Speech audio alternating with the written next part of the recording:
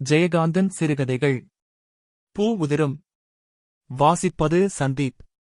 பெரியசாமி பிள்ளை வாயைத் திறந்து பேச ஆரம்பித்தால் அதுவும் அந்த நரைத்துப் போன சுருட்டு புகையால் பழுப்பேறிய பெரிய மீசையை முறுக்கிக் கொண்டு பேச ஆரம்பித்துவிட்டால் நிச்சயம் அவர் பேசுகின்ற விவயம் இந்த நூற்றாண்டில் நிகழ்ந்த 2 உலக மகா யுத்தங்களிலும் நேச தேச இராணுவத்தினர் புரிந்த வீரதீரச் சாகசங்கள் பற்றியதாகத்தான் இருக்கும். அவரது வலது புருவத்துக்கு மேல் இருக்கும் ஒரு நீண்ட தழும்பு முன் பற்களில் ஒன்றுக்கு தங்கமுலாம் பூசிக்கொண்டது. அதற்குக் காரணமாக இருந்து ஒரு சீனாக்கார நண்பன் தன் நினைவாய் அவருக்கு தனது இப்பொழுதும் கையில் இருக்கும் ஒரு பழைய மாடல் கைக்கடியாரம், இடுப்பில் சாவிக்கொத்துடன் தொங்கும் நீண்ட பேனா கத்தி, அதன் உதவியால் 2 எதிரிகளை சாய்த்தது. இவ்விதம் அவரோடு சம்பந்தப்பட்ட சகலமும் யுத்தத்தின் முத்திரை பெற்றுவிட்ட பின் அவரால் வேறு எவ்விதம் பேச இயலும்? அரும்பு மீசை பிராயத்தில் முதல் மகா யுத்தத்திலும் கரகருவென முறுக்கு மீசை வளர்ந்த நடுத்தர வயதில் 2வது மகா யுத்தத்திலும் சமராடி வந்தவர் அவர். சுதந்திரமும் அமைதியும் நிலவும் ஒரு நாட்டின் பிரஜையாய் நரைத்த மீசையுடன் தளர்ந்த உடலுடன் இப்போது வாழ்ந்த போதிலும் அவரது பட்டாளத்துக்கார மனத்துக்கு அடிக்கடி பழைய நிகழ்ச்சிகளை ஞாபகப்படுத்திக் கொள்வதில் ஒரு போதை இருந்தது. அதில் ஒரு புத்துணர்ச்சியும் பிறந்தது.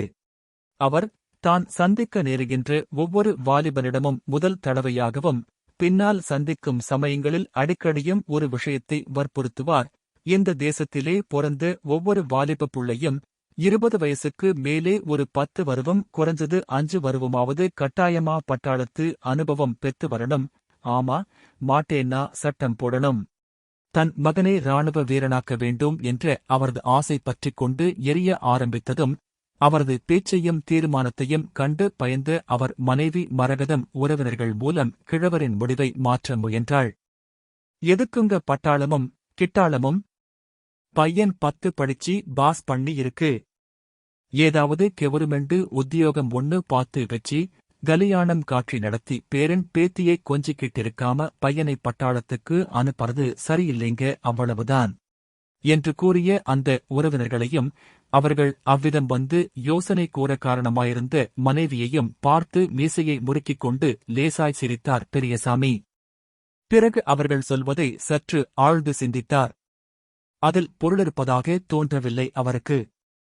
குறுகிய பாசம் என்பதைத் தவிர வேறு காரணமில்லை என்றே தோன்றியது அவர்களுக்கு. அவர் சொன்னார், உங்களுக்கு தெரியாது இம். நான் வாழ்நாள் போராவும் வெள்புள்ளிளைக்காரங்க கிட்டே அடிமைச் சிப்பாயாவே காலங்கழிச்சவன். அப்பல்லாம் ஒரு சாதாரண வெள்ளப்புள்ளிளைக்கார சோல்ஜருக்கு இருந்த மதிப்பு கூட ஒரு கருப்பு மேஜருக்கு கிடையாது. ஒரு சுதந்திர நாட்டு இராணுவத்திலே ஒரு சாதாரண சிப்பாயாக இருக்க மாட்டோமான்னு என்கிறது எனக்கில்லே தெரியும். இப்ப எம்மகனுக்கு அந்த சான்ஸ் கிடைக்கிறதுன்னா அது விடலாமா? பட்டாளத்துக்குப் போனா சாகிறதுதான் தலை விதின்னு நினைச்சுக்காதீங்க. பட்டாளத்துக்குப் போகாதவங்களுக்கும் சாவு உண்டு. வாழ்க்கையிலே ஒரு பொறுப்பு, அனுபவம், தேசங்கிற உணர்வு, ஒரு டிசிப்ளின் எல்லாம் உண்டாகும் பட்டாளத்திலே. இதெல்லாமில்லாம சும்மா வெந்ததை தின்னுட்டு வேலை வந்தா சாகிறதிலே என்ன பிரயோசனம்? சொல்லுங்க என்று அவர் கேட்கும்போது தந்தையின் அருகே நின்றிருந்த சோமநாதன் தந்தையின் இதயத்தையும் எண்ணத்தையும் சரியாகவும் முழுமையாகவும் புரிந்து கொண்டான். அவர் உடலில் ஒரு துடிப்பும் அவர் கண்களில் தனக்கு வயதில்லையே என்றொரு ஏக்கமும் பிறந்ததை அவன் மட்டுமே கண்டான். அப்படி செத்துப் போனத்தான் என்னப்பா? பட்டாளத்துக்கு போறவன் அரசாங்கத்து பணத்திலே உடம்பை வளர்த்திக்கிட்டு ஊருக்கு லீவில் வந்து உடுப்பை காமிச்சுப்பிட்டு போனா போதுமா? சண்டைன்னு வந்தா சாகவும் தான் தயாரா போகணும் என்று ஒரு வீரனின் மகனுக்குரிய துணிச்சலுடன் சோமநாதன் கூறிய வார்த்தைகளைக் கேட்டு கிழவரின் சுருட்டுக் கரையேறிய கரிய உதடுகள் உணர்ச்சி மிகுந்து துடித்தன. சபாஷ் என்று பெருமிதத்தோடு அவனை பாராட்டுகையில் அவர் கண்களில் அதீதமானதோர் ஒளி சுடர்விட்டது. இடது கை ஆள்காட்டி விரலால் முறுக்கேறி உயர்த்தியிருந்த மீசையின் வளைவை லேசாக ஒதுக்கிவிட்டுக் கொண்டே மகனின் தோள் மீது கை வைத்து அவனுக்கு நேரே நின்று மகனின் கண்களைப் பார்த்து கேட்டார் பெரியசாமி. டேய் தம்பி, இவங்களுக்கு ஒன்னும் புரியாது, நீ சொல்லு பார்ப்போம். இந்தியா மேலே சண்டைக்கு வரவன் இனிமே இந்த உலகத்திலே எவனாவது இருக்கானா? தள்ளு. பட்டாளத்துக்குப் போறதுன்னா காக்கி உடுப்பை மாட்டிக்கினவுடனே கையிலே துப்பாக்கியை தூக்கிக்கிட்டு கண்ட பக்கமெல்லாம் படபடனன்னு சுட்டிக்கினு நிக்கறதில்லை. பட்டாளத்து வாழ்க்கையை சரியா பயன்படுத்திக்கிட்டா அறிவும் அனுபவமும் வளரும். எழுதப் படிக்க தெரியாதவனாத்தான் நான் மிலிட்டரிக்கு போனேன். நானே இவ்வளவு கத்திக்கிட்டு வளர்ந்திருக்கேன்னா யாரு காரணம்? பட்டாளம்தான். இல்லாட்டி எங்கம்மாவை விட்டுப்பிட்டு எப்படி போவேன்னு ஊரிலேயே குந்திக்கின்னு இருந்தா விரவு பொறுக்கிக்கின்னு மாடு மேய்க்கத்தான் போயிருப்பேன். நீ என்னை மாதிரி தற்குறியில்லை, படிச்சிருக்கே, போனியானா ரொம்ப விஷயம் கத்துக்கலாம், ஆபீசரா கூட ஆகலாம். இங்கேயே இருந்தியானா சினிமா பார்க்கலாம், சீட்டி அடிக்கலாம், அதான் உங்கம்மாவுக்கு திருப்தியாயிருக்கும். ஊர்க்காரனுவ எப்பவும் ஏதாவது சொல்லிக்கிட்டு இருப்பானுவ. துப்பாக்கின்னா எது போலீஸக்காரனுக்கு மட்டும்தான் சொந்தம்னு நிலைச்சுக்கிட்டிருக்காங்க. இந்த நாட்டிலே பிறந்த ஒவ்வொருத்தனும் துப்பாக்கி பிடிக்க கத்துக்க வேணாமா? அப்பத்தான் இன்னைக்கு இல்லாட்டியும் என்னைக்காவது ஒரு நாளு தேசத்துக்கு ஒரு ஆபத்துன்னா நாடே துப்பாக்கி ஏந்தி நிற்கும். தந்தை தன் சொல் வலியால் தாயின் ஆசீர்வாதத்துடனும் 10 வருடங்களுக்கு முன் பட்டாளத்தில் சேர்ந்தான் சோமநாதன். முதன்முறையாக பட்டாளத்தில் சேர்ந்த அடுத்த ஆண்டில் அவன் லீவில் ஊருக்கு வந்திருந்தபோது ஒரு வருவத்தில் அவன் அதிகமாய் வளர்ந்திருப்பது கண்டு அவன் தாய் பூரித்துப் போனாள். அவனிடம் வெறும் உடல் வளர்ச்சி மட்டுமல்லாமல் உள்ள வளர்ச்சியும் அறிவு விசாலமும் மிகுந்திருக்கிறதா என்பதையே சிரத்தையுடன் ஆழ்ந்து பரிசீலித்தார் பெரியசாமி.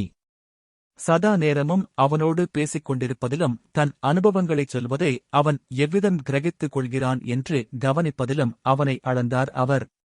லீவில் வீட்டுக்கு வந்திருக்கும்போது கூட காலையில் 5:30 மணிக்கு மேல் அவனால் படுக்கையில் படுத்திருக்க முடியாது.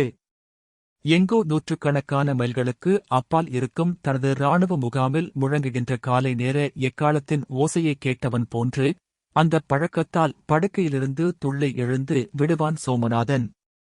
பின்னர் காலை நேர உலா போய்விட்டு தேகப் பயிற்சி செய்து முடித்தபின் என்ன செய்வதென்று புரியாமல் நாள் முழுதும் பேப்பர் படித்துக் கொண்டு உட்கார்ந்திருப்பது அவனுக்கு மிகவும் சிரமமாக இருந்தது. 2வது முறை அவன் லீவில் வந்தபோது அதற்கொரு பரிகாரம் காண்பது போல் தோட்ட வேலை செய்ய ஆரம்பித்தான். அதன் விளைவாய் அவர்கள் வீட்டை சுற்றிலும் கட்டாந்தரையாக கிடந்த தோட்டம் சண்பகமும் ரோஜாவும் மல்லிகையும் சொரியும் நந்தவனமாக மாறி அவனது நினைவாய் இன்றும் மலர்களை உதிர்த்துக் கொண்டிருக்கிறது.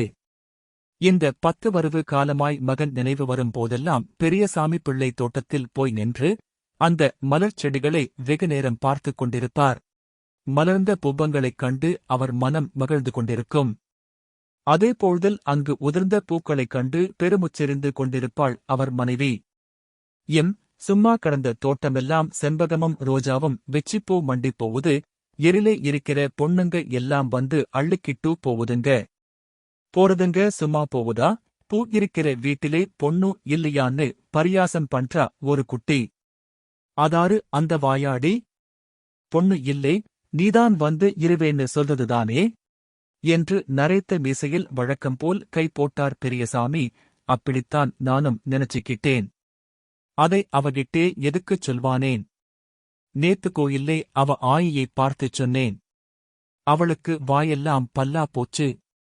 நம்ப பயலுக்கு பொண்ணு கொடுக்க கசக்குமோ பின்னே என்று மலர்களின் நடுவே மலர்ந்த முகத்தோடு பல இரவுகளாய் தூங்காமல் கட்டிய மனக்கனவுகளை கணவனிடம் உதிர்க்கும் மனைவியின் உணர்ச்சிகளை புரிந்து கொண்டார் பெரியசாமி. சரி சரி, இந்த தடவை நம்ப வீட்டிலே கலியாணம்தான். நீ போய் மசிக்கூடும் காகிதழும் எடுத்து வையி. பையனுக்கு கடுதாசி எழுதணும் என்று உற்சாகமாய்க் கூவினார் பிள்ளை. வாழ்க்கையில் இளம்பிராயத்தில் பெரியசாமி பிள்ளையின் மனைவியாகி பல வருவங்கள் அவரை பிரிந்து ஒவ்வொரு நாளும் தாலி சரட்டை இறுக்கிப் பிடித்துக் கொண்டே காலம் கழித்து ஒருவாறு அந்த கவலை தீர்ந்து புருஷன் திரும்பி வந்த பின் தனக்கு ஒரு குழந்தை பிறக்காதா என்று பல காலம் ஏங்கி பின்னொரு நாள் சோமநாதனைப் பெற்றபோது என்ன பேருவகை கொண்டாளோ அந்த அளவு தாங்கொணா இன்ப உணர்ச்சியினால் மெய் சிலிர்த்து ஆனந்தத்தில் கண்களிரண்டும் நீர்க்குளமாக உள்ளே சென்றாள் மரகதம். வழக்கமாய் தந்தையின் கடிதம் கண்ட ஓரிரு வாரங்களுக்காகவே ஊருக்கு வந்துவிடும் சோமநாதன் அந்த தடவை 2 மாதங்களுக்குப் பிறகே வர முடிந்தது. ஆம், போன தடவை அவன் வந்தபோது கோவாவில் போரிட்டு வெற்றி பெற்றையித்து அனுபவம் பெற்று திறனாய் திரும்பியிருந்தான். அப்பனும் மகனும் பேசிக் கொண்டிருக்கையில் இடையில் வந்து கலந்து கொள்ள தைரியம் இல்லாத மரகதம் தூரத்திலோ அரைவாயிலிலோ நின்று அவர்களை கவனித்துக் கொண்டிருப்பாள். மகனது வார்த்தைகளை செவிகள் கிரகித்த போதிலும் அவரது பார்வை மரகதம் நிற்கும் திசைக்கு ஓடி அவள் கண்களையும் அடிக்கடி சந்திக்கும். அந்த ஒவ்வொரு நிமிடமும் பேசிக் கொண்டிருக்கும் மகனின் வார்த்தைகள் காதில் விழாமல் ஒலி இழந்து போகும். பேசாது தூரத்தே நிற்கும் மனைவியின் மெளன வார்த்தைகள் அவளது இதயத்துயிப்பு அவர் செவியையும் இதயத்தையும் வந்து மோதும். தோட்டம் பூரா செம்பகமும் ரோசாவும் வெச்சுப்போ மண்டிப் போவது. அவன் பேசிக் கொண்டிருந்ததை கேட்டுக் கொண்டிருந்த நேரம் போக தான் பேச நேர்ந்த போதெல்லாம் மகனின் கலியாண விவயமாகவே பேசினார் பெரியசாமி பிள்ளை. சோமநாதன் தனக்கொரு கலியாணம் என்பது பற்றி அதுவரை யோசித்ததில்லை. ஆனால் தகப்பனார் பேசுகிற தோரணையை பார்த்தால் தனக்கு யோசிக்க அவகாசமே தரமாட்டார் போலிருந்தது. இதில் யோசிக்கத்தான் அப்படி என்ன இருக்கிறது? சமாதான சூழ்நிலையில் வாழும் ஒரு தேசத்தின் இராணுவ உத்தியோகஸ்தன் கல்யாணம் செய்து கொள்ளலாம். அவ்விதம் திருமணம் புரிந்து கொண்டு எத்தனையோ பேர் குடும்பத்தோடு அங்கேயே வந்து வாழ்கிறார்களே என்பதையெல்லாம் நினைவு கூர்ந்து சரி என்று ஒப்புக்கொண்டான். அந்த தடவை லீவிலேயே அவனுக்கும் அவளுக்கும் கலியாணம் நடந்தது. பூப்பறிக்க வந்த கௌரி பூந்தோட்டத்தின் சொந்தக்காரியானாள். ஒரு பலனும் கருதாமல் சோமநாதன் தன் கையால் நட்டுத் தண்ணீர் பாய்ச்சியதற்கு பிரதியாக மலர்களை மட்டுமில்லாமல் அவனுக்கொரு மனைவியையும் கொண்டு வரத் தூதாகியிருக்கும் மகிழ்ச்சியில் சண்பகமும் ரோஜாவும் பூத்துக் குலுங்கி சிரித்தன. அந்த மலர் செடிகளின் சிரிப்பால் ஆகர்விக்கப்பட்டோ தனக்கும் அவனுக்கும் உறவு விளைய காரணம் இந்தச் செடிகள்தான் என்ற நினைப்பாலோ கௌரி பொழுதையெல்லாம் தோட்டத்திலேயே கழித்தாள். கல்யாணத்திற்குப் பிறகு சரியாக 2 மாதங்களையும் சோமநாதன் அவளுடனேயே 1 மணி நேரம் கூட பிரிந்திராமல் கழித்தான். எத்தனை காலைகள், எத்தனை மாலைகள், எத்தனை இரவுகள் இவர்கள் இருவரும் அங்கேயே கழித்து என்னென்ன பேசி என்னென்ன கனவுகளை வளர்த்தார்கள் என்று அந்த சண்பகத்துக்குத் தெரியும். அந்த ரோஜாவும் மல்லிகையும் அறியும். கடைசியில் ஒரு நாள் 2 மாதங்கள் அவள் உடலோடும் இதயத்தோடும் இணைந்திருந்து கனவோடும் கற்பனையோடும் கலந்து உடலால் மட்டும் விலகும்போது அடுத்த தடவை லீவுக்கு வந்து திரும்பும்போது உன்னை என்னோடு அழைச்சிக்கிட்டுப் போவேன் என்று வாக்குறுதி தந்து அவன் அவளை பிரிந்து சென்றான். கிளறியை பிரிந்து சென்ற 15ஆம் நாள் அவளுக்கு அவனிடமிருந்து ஒரு கடிதம் வந்தது. அவனிடமிருந்து மறு கடிதம் வரும் வரை தனது தனியறையின் ஏகாந்தத்தில் அவனே வந்து எட்டிப் பார்ப்பது போல் ஜன்னலருகே வளைந்திருக்கும் சண்பக மரக்கிளையில் பூத்துச் சிரிக்கும் மலர்களுக்கு அந்த கடிதத்தில் இருந்த இரகசியங்களைப் படித்து காட்டிக் கொண்டிருந்தாள் கௌரி. சண்பகத்துக்குப் பக்கத்தில் மலர்ச்சியின் இரகசியத்தை மறைத்துக் கொண்டு முற்றாக மறைக்க முடியாமல் தாங்கொணா தவிப்புடன் கனத்துக் கிடக்கும் மொட்டுக்களை தாங்கி நிற்கும் ரோஜாவைப் பார்த்து அவள் சிரிக்கும்போது உன் கதை இன்னும் 1 மாதத்தில் தெரியும் என்று பளீரென சிரித்து சிதறிய முல்லைக் கொடியிலிருந்து பூக்கள் உதிர்ந்த ரகசியம் அவளுக்கு அப்போது புரியவில்லை. 2 மாதங்களுக்குப் பின் சண்பகத்தையும் ரோஜாவையும் மடி கனக்க கட்டிக் கொண்டிருக்கும் உணர்வுடன் மனமும் உடலும் கூசிச் சிலிர்க்க அந்த விஷயத்தை அவனுக்கு அவள் எழுதும்போது அவனுக்கும் அவளுக்கும் விளைந்த உறவுக்குப் பின் சில இரவுகளே சேர்ந்து கிடந்து சிலிர்த்து அந்த படுக்கையின் தலைமாட்டில் சுவரில் தொங்கும் சோழுவின் படம் அவளைப் பார்த்து சிரிக்கும்போது அவன் படத்தைக் கூட பார்க்க முடியாமல் அவள் முகத்தை மூடிக்கொண்டாள். முகத்தை மூடிய கரங்களையும் மீறி வழிந்த நாணம் அவள் காதோரத்தில் சிவந்து விளிம்பு கட்டி நின்றது. அவள் கடிதம் எழுதுவதை நிறுத்திவிட்டு அந்த படத்தை கையில் எடுத்தாள். அருகே இருத்திப் பார்க்க விகசிப்பது போல் வடிவாயமைந்த உதட்டில் ஊர்ந்த அவரது மாயப் புன்னகை அவள் இதயத்தை ஊடுருவியது. திடீரென்று அவளுக்கு உடல் சிலிர்த்தது. நெஞ்சில் நிலைத்து அவன் நினைவு வயிற்றில் புரண்டது போலிருந்தது. நீங்க எப்ப வருவீங்க என்று அந்த படத்தை முகத்தோடு அணைத்துக் கொண்டு அமைதியாய் சப்தமில்லாமல் தொண்டை அடைத்து கரகரக்க அவள் கேட்டபோது தன் விழிகளில் சுரந்த கண்ணீரை அவளால் அடக்க முடியவில்லை. எப்ப வருவீங்க என்று துடித்துக் கொண்டிருந்து அவள் இதயத்திற்கு அவனிடமிருந்து பதில் வந்தது. இதயம் என்று ஒன்றிருந்தால் துடிப்பு என்ற ஒன்றும் உண்டு. அந்த இதயம் அவனுக்கும் இருந்ததால் அவன் கடிதமே அவனது இதயமாய் அவள் கரத்தில் விரிந்து துடித்தது. 7ஆம் மாதம் பூச்சூட்டலுக்கு வருவேன். 3 மாதம் லீவு கிடைக்கும். உன்னோடையே இருந்து குழந்தை பிறந்த பிறகு என் மகனின் பூமாதிரி இருக்கிற பாதத்திலே முத்தமிடணும்னு என் உதடுகள் துடிக்கிற துடிப்பு.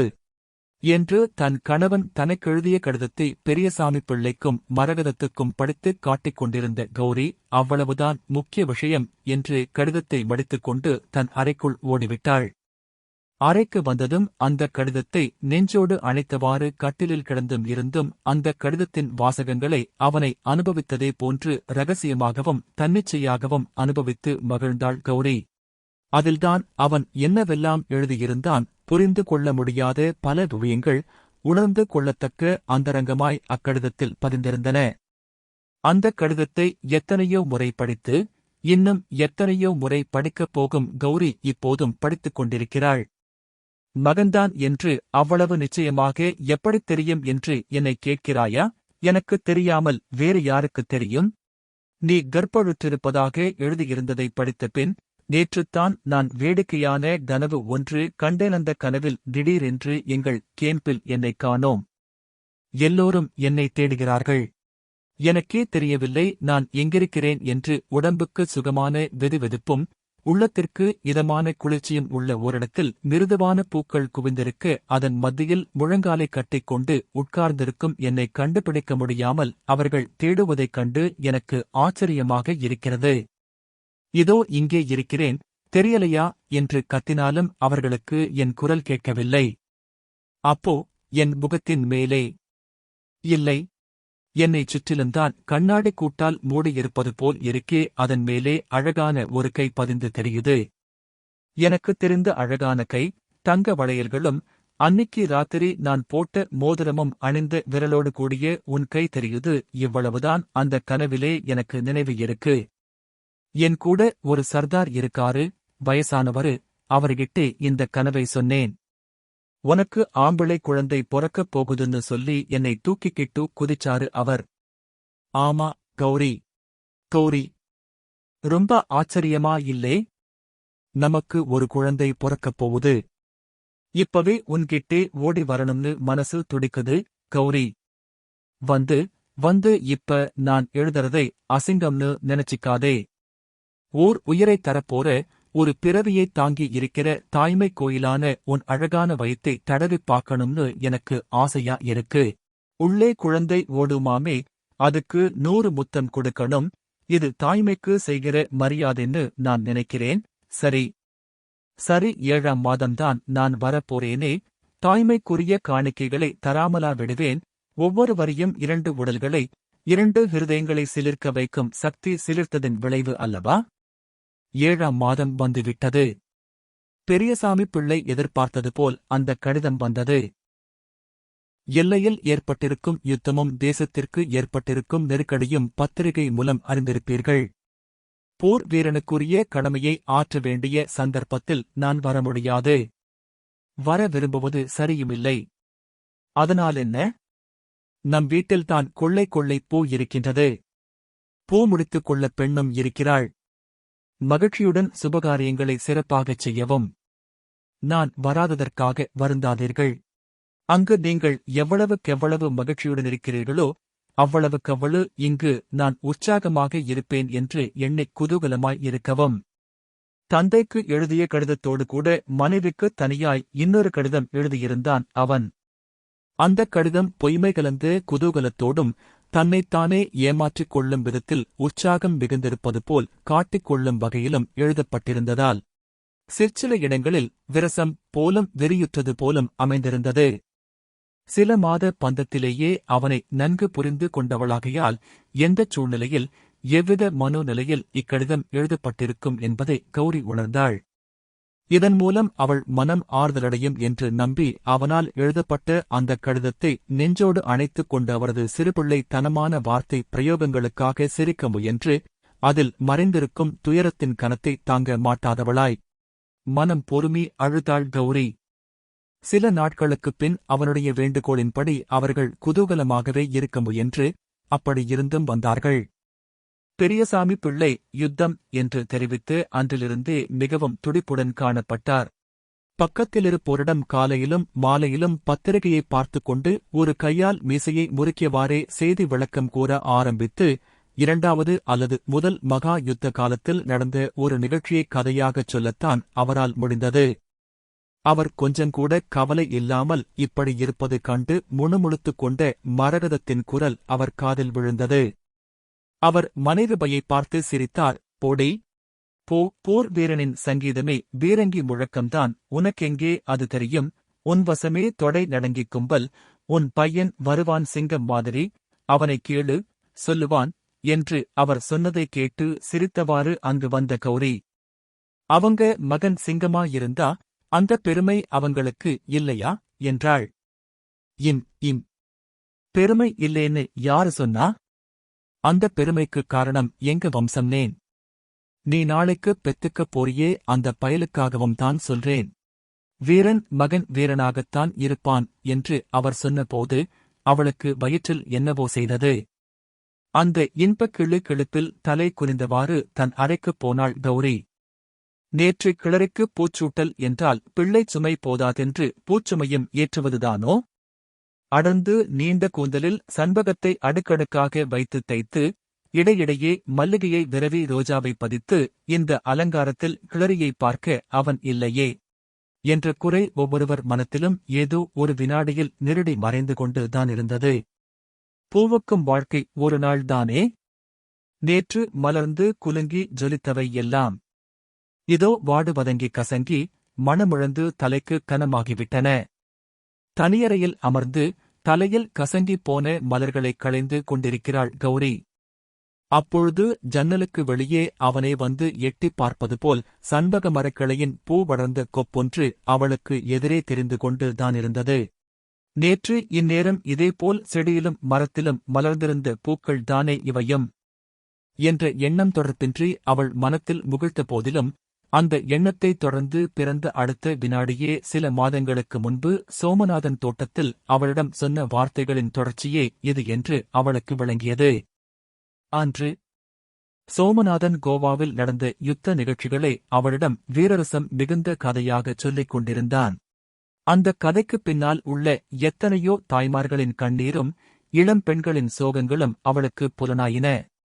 அவள் கெஞ்சுகின்ற குரலில் அவனிடம் கேட்டாள், இந்த பட்டாளத்து உத்தியோகத்தை நீங்க விட்டுட்டா என்ன? கோரமான சண்டையிலே பொன்னான உயிரையும் இன்பமான வாழ்க்கையையும் எதுக்குப் பலியிடணும்?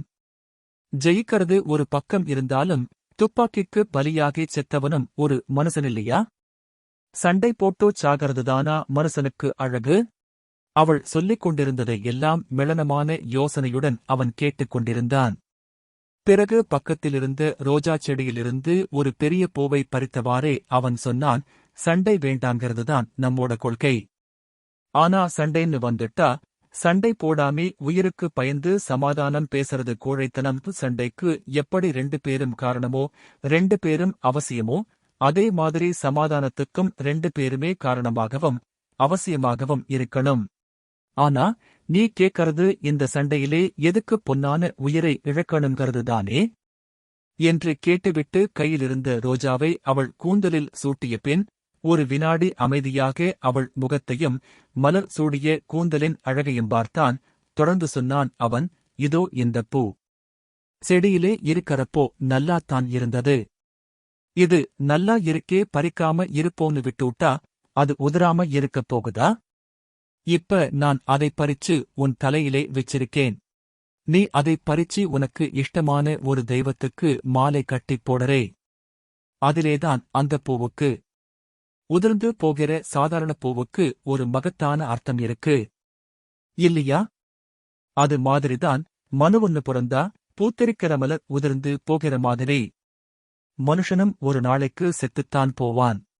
அப்படி விதி முடிஞ்சி வியாதி வந்து சாகிற மனுவன் அந்த உயிரை தான் நேசிக்கிற தேசத்துக்காக, தான் விரும்பும் ஒரு லட்சியத்துக்காக அர்ப்பணம் பண்ணினா அவன் வாழ்க்கைக்கு ஒரு அர்த்தம் இருக்கு இல்லையா? பெண்ணின் கூந்தலை அலங்கரிக்கும் பூவைப் போல, புனிதமான தெய்வத்துக்கு அர்ச்சிக்கப்பட்ட மலரைப் போல. கௌரி, பூ உதிரும், மனுஷனும் சாவான் என்று அவன் சொல்லிக் கொண்டே இருக்கையில், தானும் தன் எதிரே நிற்கும் கணவனும் தங்களைச் சுற்றிலும் பூத்துச் சிரிக்கும் மலர்களும் எல்லாமே ஒவ்வொரு சோகமாய் அவள் நெஞ்சில் கனத்தன.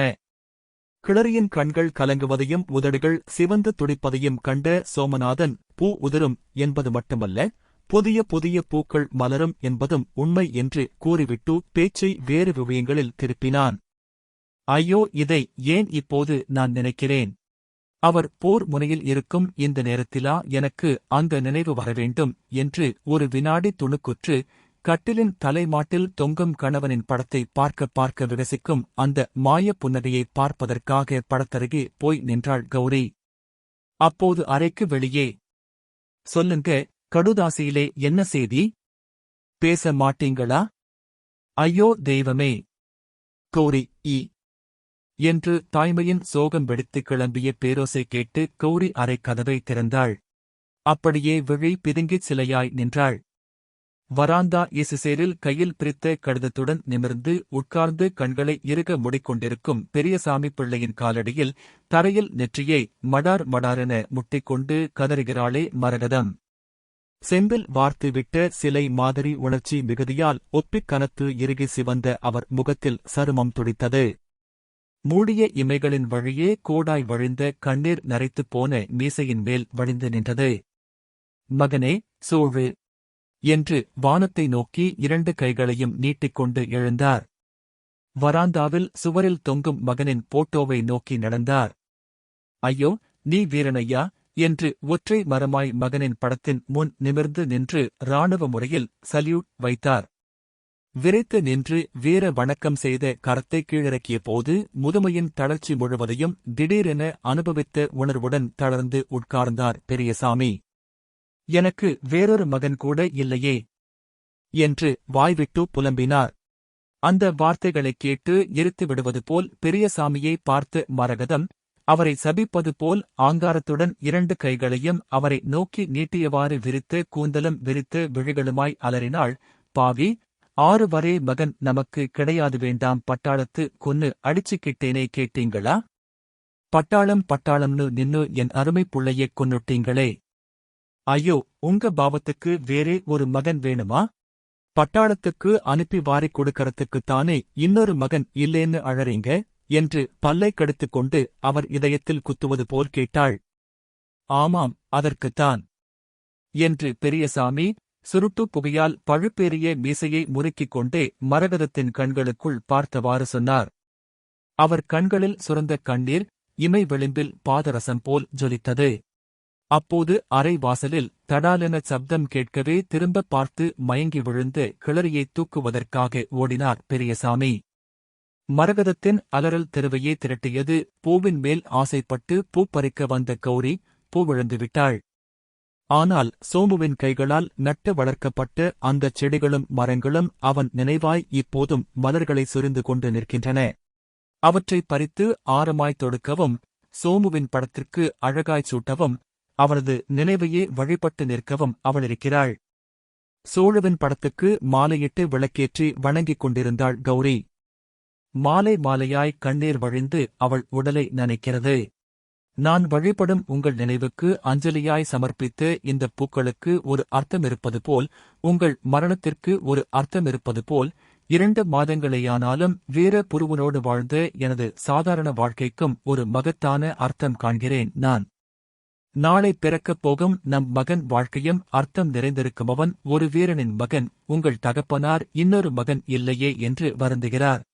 அந்தச் சிங்கம் குகைக்குள் இருந்து இன்னும் வெளியே வரவில்லை. இந்த நாட்டின் பெண் குலம் உள்ளவரை வீரருக்கா பஞ்சம்?